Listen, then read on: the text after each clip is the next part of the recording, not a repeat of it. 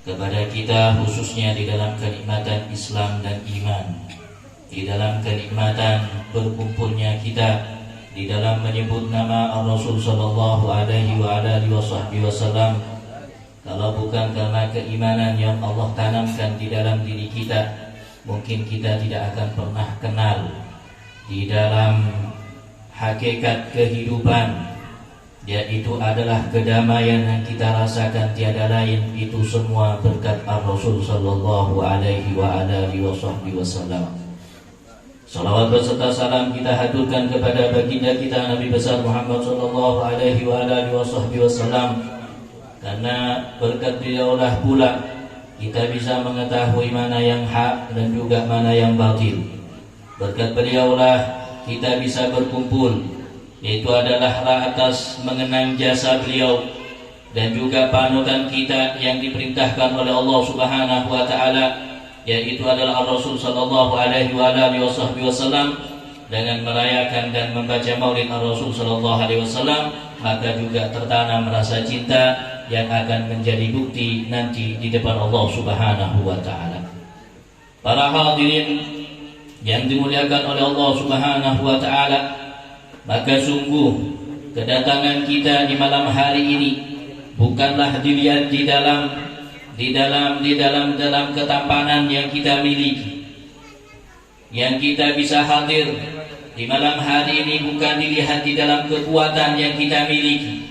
Karena kalau ditinjau dari itu semua, betapa banyak orang yang lebih kuat dan betapa banyak orang yang lebih tampan dari kita, akan tetapi oleh Allah Subhanahu wa taala tidak tersentuh hatinya untuk mengenang Rasul sallallahu alaihi wasallam, untuk mengingat Rasul sallallahu alaihi wasallam. Akan tetapi kita termasuk golongan orang yang ditakdirkan, yang diinginkan oleh Allah Subhanahu wa taala di dalam kebaikan.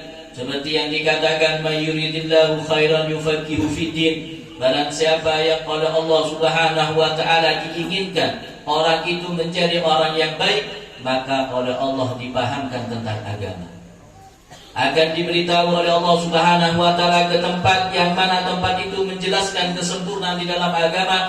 Apabila menjelaskan tentang Rasul sallallahu alaihi wasallam, maka itu semua kita dapat. Maka seperti itulah yang diberikan oleh Allah Subhanahu wa taala kenikmatan dan juga tentang keberadaan kita dalam beragama ini merupakan nikmat yang sangat besar.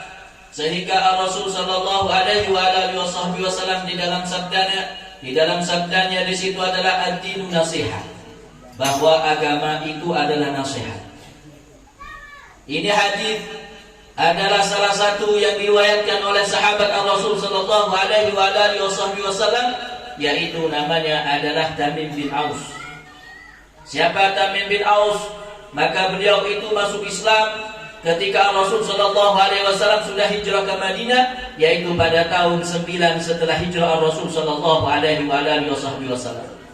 Maka masuknya Islam Tamim bin Aus di sini adalah bukan menyaksikan tentang berkumpulannya tentang keislaman, bukan, akan tetapi disebabkan masuknya Islam, yaitu adalah dikarenakan beliau di saat menaiki perahu kemudian terdampar kepada satu pulau, sehingga bertemu dengan salah satu makhluk yang makhluk di situ adalah sangat aneh. Sampai dikatakan bahwa makhluk di sini adalah penuh dengan bulu, sehingga tidak bisa dibedakan mana yang kepala dan mana yang buntutnya. Sehingga Tamim bin Aus tadi di situ adalah sangat ketakutan. Ini hewan apa? Maka ternyata di situ adalah jasasa. Yang mana jasasa di sini adalah penunggu, yaitu adalah penjaga, di mana tempat di pulau ini adalah Dajjal diikat oleh Allah Subhanahu wa taala. Ini cerita adalah dibenarkan oleh Rasul sallallahu alaihi wasallam di saat Tamim bin Aus Ad-Dari kemudian datang kepada Rasul sallallahu alaihi wasallam, kemudian masuk Islam di depan Rasul sallallahu alaihi wasallam. Maka Rasul sallallahu alaihi wasallam mengumpulkan para sahabatnya.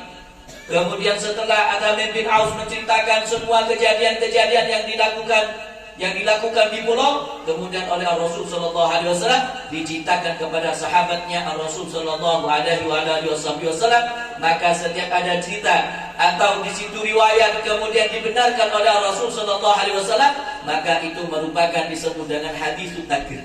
Disebut dengan hadis takrir, yaitu adalah hadis yang dibenarkan oleh Rasul sallallahu alaihi wasallam. Maka banyak di sini adalah hadis takrir. Seperti halnya adalah contoh hadis takrir, yaitu adalah doa-doa banyak di dalam sholat. Seperti satu contoh seperti di dalam doa iftitah. Ketika mengucapkan kita Allahu Akbar kabira walhamdulillahi katsira wa subhanallahi bukratan wa asila. Maka dari sinilah di saat Rasul sallallahu alaihi wasallam sholat bersama sahabatnya, kemudian terdengarlah dari salah satu sahabat ketika itu berdoa seperti Allahu Akbar kabira walhamdulillahi katsira wa subhanallahi bukratan wa asila. Maka selesai salat Rasul sallallahu alaihi wasallam kemudian menoleh dan mengatakan, "Wahai rajul, siapakah tadi yang mengucapkan doa iftitah?" Maka kemudian salah satu dari sahabat mengatakan, "Saya ya Rasulullah." Maka kata Rasul sallallahu alaihi wasallam, "Maka sungguh ketika engkau bacakan tentang doa itu, pintu langit terbuka, barang siapa yang sudah beribadah di saat itu maka akan dikabulkan oleh Allah Subhanahu wa taala."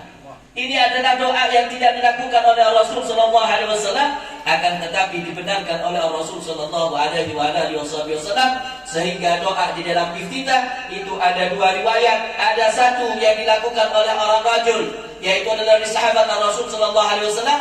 Kemudian yang kedua, inni wajjahtu. Akan tapi dalam riwayatnya di situ adalah wajjahtu wajhiya lilladzi fataras samawati sampai akhir, maka itu adalah dilakukan oleh Imam Ali karramallahu wajhahu. Jadi apa yang kita lakukan di dalam sholat itu adalah merupakan semuanya dibenarkan oleh Rasul sallallahu alaihi wasallam, maka itu adalah merupakan sunnah juga dari Rasul sallallahu alaihi wasallam. Termasuk cerita ini yang dilakukan oleh Aus, yaitu adalah oleh Tamim bin Aus ketika menceritakan kepada Rasul sallallahu alaihi wasallam, kemudian mengumpulkan Rasul sallallahu alaihi wasallam sahabatnya dan menceritakan apa yang diceritakan oleh Tamim bin Aus yang bertemu dengan jasasa, yang mana jasasa di sini seperti hewan, yaitu adalah hewan yang banyak bulunya, akan tetapi sampai tidak bisa membedakan mana kepala dan mana buntut. Dari takutnya Tamim bin Aus, maka kemudian pergilah kepada satu tempat, yaitu adalah seperti halnya gua. Maka ternyata di situ menemukan seseorang yang sangat besar, kekar, yang terikat, yang diikat lehernya sampai kepada tangannya, kemudian sampai kepada kakinya. Maka ketika melihat itu, makhluk ini adalah orang yang diikat, kemudian tanya kepada Tamim bin Aus, "Dari mana kalian?" Maka dia mengatakan, "Kami datang dari negara Arab. Kami terombang-ambing di laut sampai terdampar ke pulau ini." Maka kemudian tanya orang yang diikat tadi, tanya kepada Tamim bin Aus, "Apakah kamu di situ adalah dari orang Arab?" "Ya betul. Saya ingin menanyakan, apakah di daerah Syam yang namanya adalah bakhl lisan, apakah sudah berbuah? Yaitu adalah kurma yang ada di daerah Syam, apakah sudah berbuah?" Maka dia mengatakan, "Iya, sudah berbuah." Kemudian nanya lagi, "Apakah di situ ada sungai, kemudian sudah keluar airnya?" Maka dia mengatakan, "Ya, sudah keluar, dan semuanya orang kampung semuanya mengambil manfaat sampai tanaman-tanaman subur berkat dari sungai itu." Maka pertanyaan yang terakhir, apakah Nabiul Amin sudah keluar? Ya, siapa adalah yang disebut dengan adalah Nabiul Amin? Maka di situ adalah Rasul sallallahu alaihi wasallam. Maka dia mengatakan, "Ya, yang disebut engkau adalah Nabiul Amin, telah keluar di Mekah dan sekarang sudah hijrah ke Madinah. Apa yang diperbuat oleh orang Arab, apakah dia diperangi oleh orang Arab?"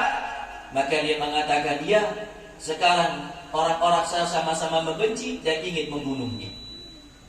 Maka kata orang yang diikat tadi yang besar mengatakan, "Kalau seperti itu, maka sungguh engkau lebih baik mengikuti dia." Kemudian Amir bin Aus ini menanyakan, "Engkau ini siapa?" Maka dia mengatakan, "Saya adalah Dajjal." yang diikat oleh Allah Subhanahu wa taala, yang mana pulau di satu pulau yang tidak ada yang mengetahui, maka jasasa di Tamim bin Aus itu hanya terdapat ketepatan itu terdapat di situ, dan kemudian datang kepada Rasul sallallahu alaihi wasallam dan masuk Islam karena berkat ketemu dengan Dajjal. Dajjal memerintahkan untuk mengikuti kepada Rasul sallallahu alaihi wasallam dengan keadaan yang diikat.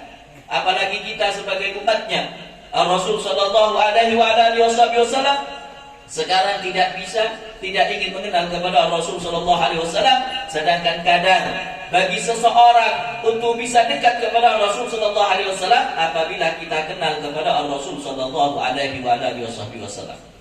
Maka yang kami bahas di malam hari ini adalah tentang ad-dinu nasihat, yaitu adalah agama ini adalah nasihat. Maka penting bagi kita di dalam setiap tempat dimakmurkan di dalam nasihat.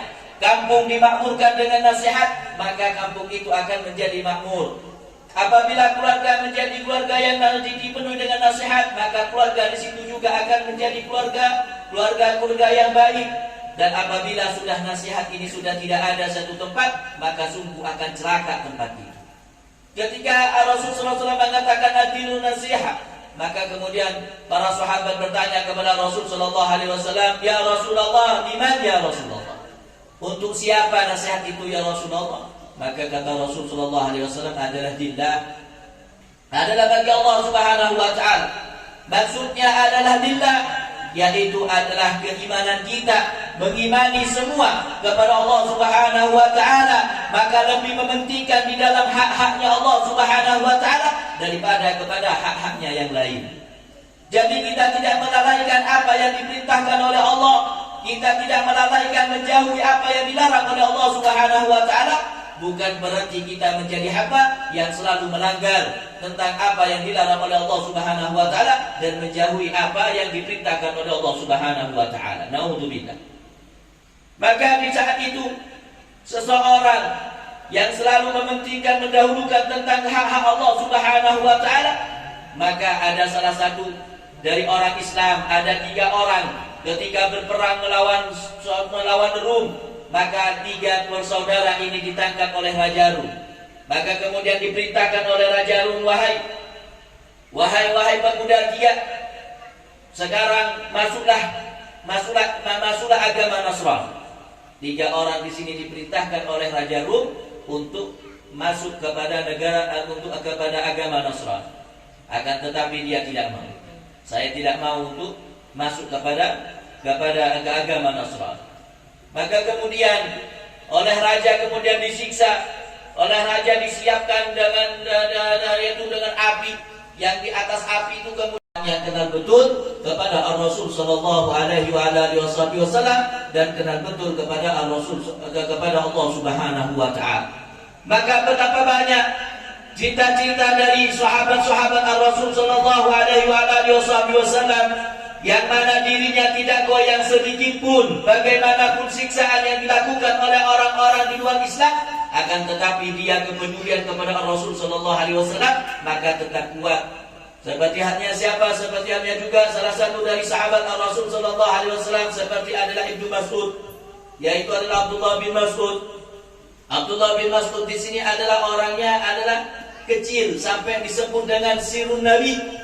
Orang adalah salah satu sahabat yang mengetahui tentang sebelum-sebelumnya Rasul sallallahu alaihi wasallam, padahal beliau adalah tukang bawa sandal Rasul sallallahu alaihi wasallam. Ibnu Mas'ud di sini dikisahkan di dalam sejarah bahwa beliau di situ adalah orangnya kecil. Orangnya kecil, kemudian pahanya dan betisnya itu sama besar. Sampai dalam riwayat Ibnu Mas'ud, ketika beliau mengambil kayu siwak, kemudian ada angin kencang, maka Ibnu Mas'ud di situ goyang. Sampai diketawain sama sahabat. Ketika diketawain oleh sahabat, kemudian Rasul sallallahu alaihi wasallam menegur kepada orang yang mengetawain Ibnu Mas'ud. Dikatakan oleh Rasul sallallahu alaihi wasallam, "Apa yang kau ketawa wahai sahabat?"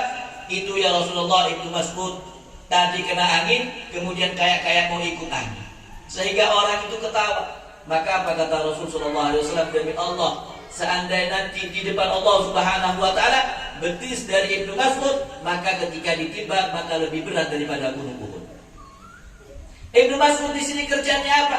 Hanya mengikuti kemana Rasul sallallahu alaihi wasallam. Ketika Rasulullah sallallahu alaihi wasallam masuk, maka diambillah sama Ibnu Mas'ud, sama Abdullah bin Mas'ud, kemudian dipegang, sehingga Ibnu Mas'ud di situ setiap harinya menghormat dari sandal Rasul sallallahu alaihi wasallam, maka harumlah badan-badan dari Ibnu Mas'ud. Selalu berdandan dan bagus, selalu pakai wangian-wangian karena untuk menghormat sandal Rasul sallallahu alaihi wasallam.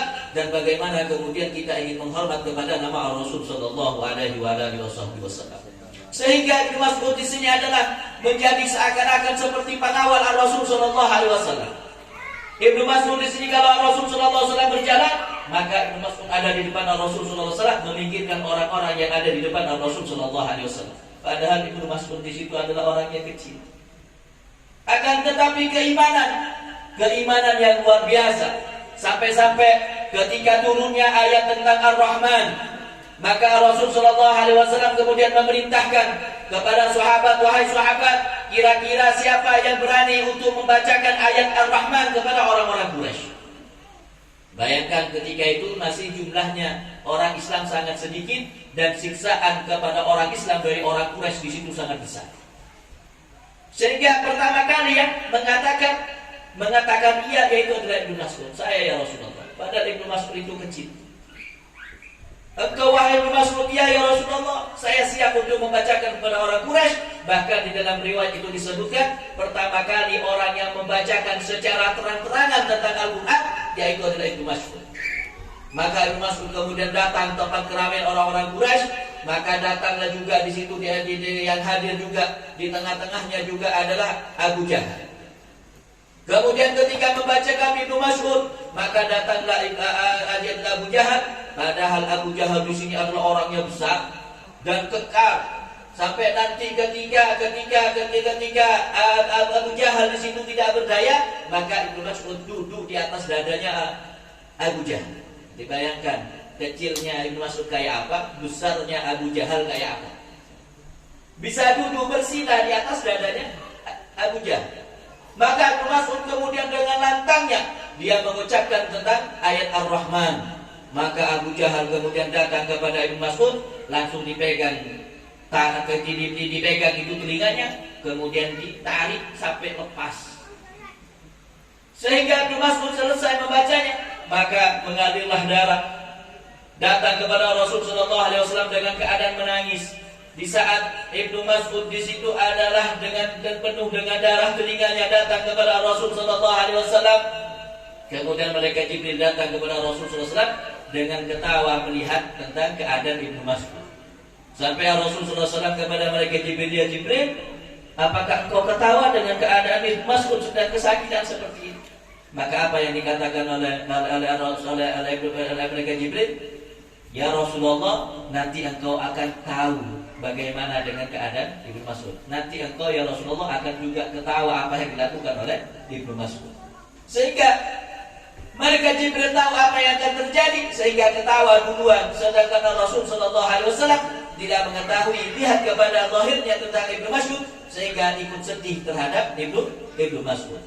Maka tatkala sudah baca sudah lama tentang perjalanan Islam sampai Rasul sallallahu alaihi wasallam hijrah ke Madinah, maka terjadilah di dalam peperangan yaitu disebut dengan perang Badar. Maka terjadilah dalam peperangan, maka juga terikut serta di situ adalah Abu Jahal, yang mana ada dua pemuda ketika itu di dalam peperangan yang dia mengetahui bahwa Abu Jahal ini adalah termasuk golongan orang yang sangat membenci kepada Rasul sallallahu alaihi wasallam. Maka dua pemuda ini rebutan yang ingin membunuh kepada orang yang sangat benci kepada Rasul sallallahu alaihi wasallam.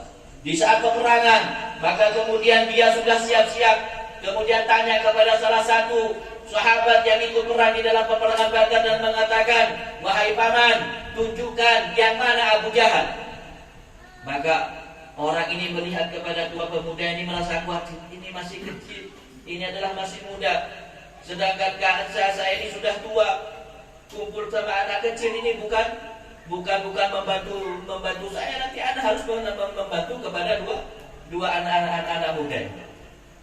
Maka di saat kemudian disifati dan ditunjukkan maka itu adalah Abu Jahal, maka ketika melihat Abu Jahal, dua anak muda tadi di situ adalah loncat seperti halnya elang terbang untuk memangsa makanan.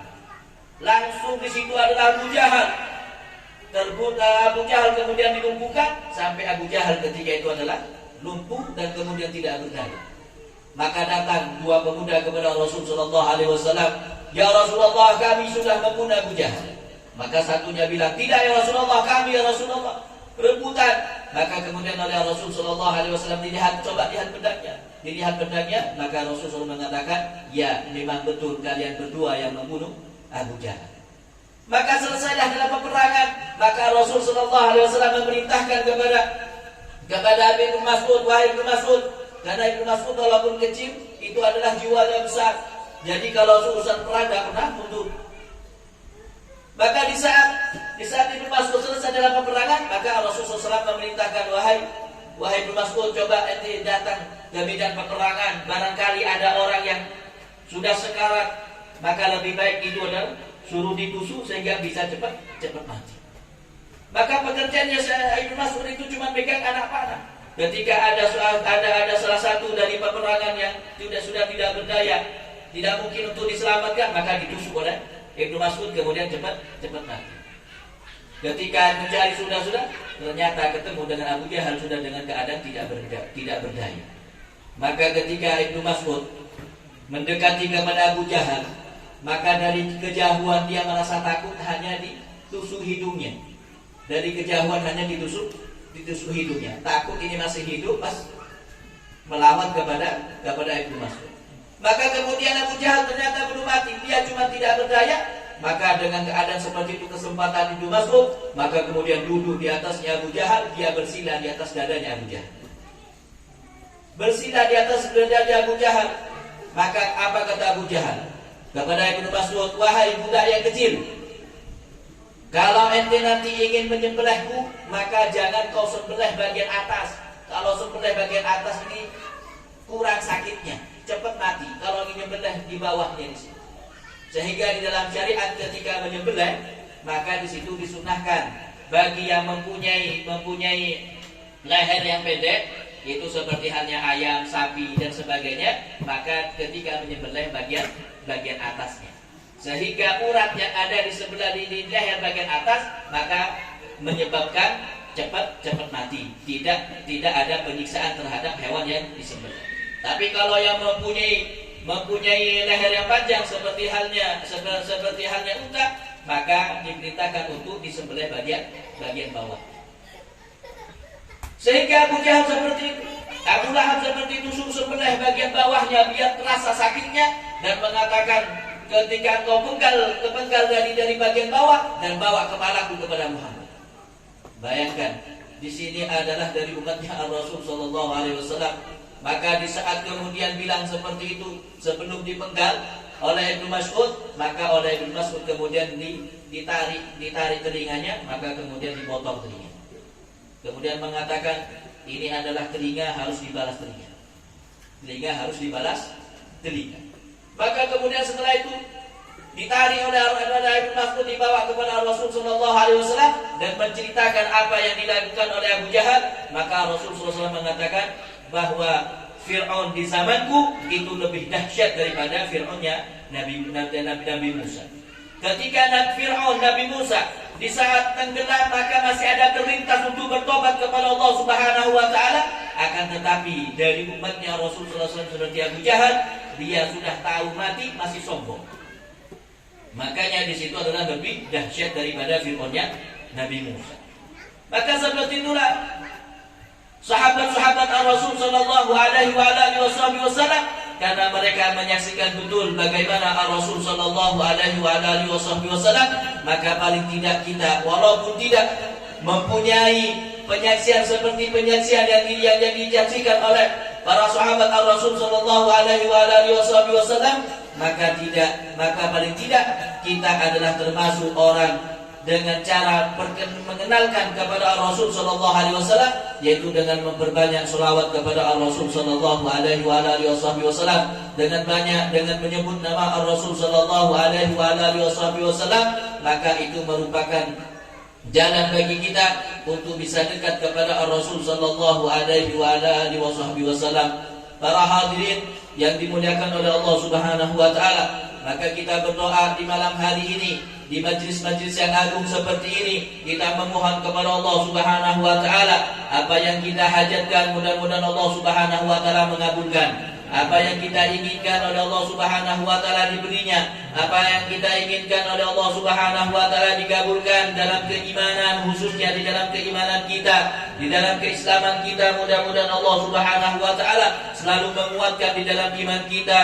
Allah Subhanahu wa taala tidak mengeluarkan sedikit pun di dalam tentang agama Islam kepada kita ketika kembali kepada Allah Subhanahu wa taala dengan membawa iman dan Islam, dan juga dengan keadaan husnul khatimah. Dijadikan ucapan kita terakhir kali dengan ucapan la ilaha illallah Muhammadur Rasulullah, dan mudah-mudahan kita semua dijadikan orang yang bahagia, yang mendapatkan rahmat dari Allah Subhanahu wa taala, yang mendapatkan maghfirah Allah Subhanahu wa taala. Tidaklah yang kita inginkan ketika kita kembali kepada Allah Subhanahu wa taala, ingin mendapatkan keridhaan Allah Subhanahu wa taala, bisa berkumpul dengan kekasihnya Rasul sallallahu alaihi wasallam. Tidaklah kita beranjak dari tempat ini, melainkan Allah sudah menulis dengan tulisan tinta-tinta yang dengan tinta-tinta emas bahwa kita ditetapkan oleh Allah Subhanahu wa taala dengan keimanan kita menjadi ahli surga Allah Subhanahu wa taala. Mungkin cuma ini yang bisa kami sampaikan, kurang lebihnya mohon maaf. Akhiran, assalamualaikum warahmatullahi wabarakatuh.